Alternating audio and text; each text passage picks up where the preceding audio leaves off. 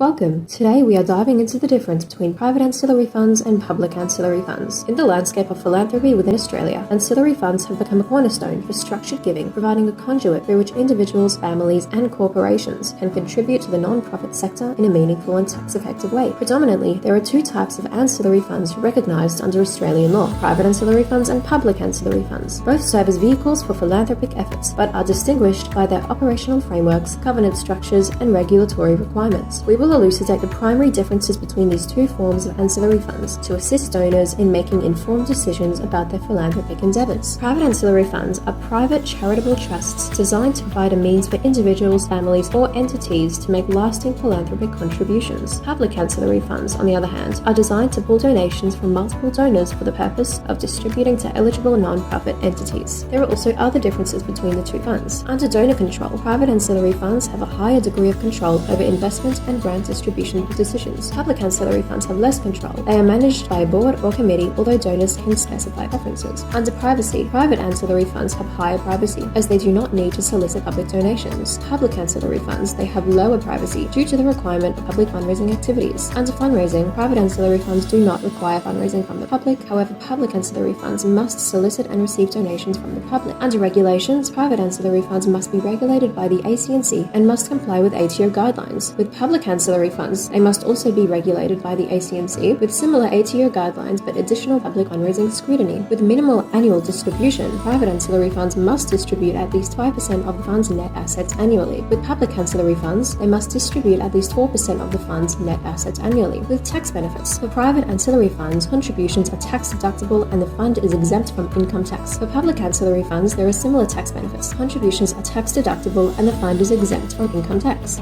The decision between establishing or donating to a private ancillary fund or a public ancillary fund largely depends on the donor's objectives, the desired level of involvement, and the need for privacy. Private ancillary funds offer a more controlled and private form of philanthropy, suitable for individuals or families wishing to establish a philanthropic legacy under their direction. Public ancillary funds, conversely, are ideal for those looking to contribute to a collective philanthropic effort, engaging more directly with the community and benefiting from the pooling of resources. For more information, please visit the Warley's Legal website.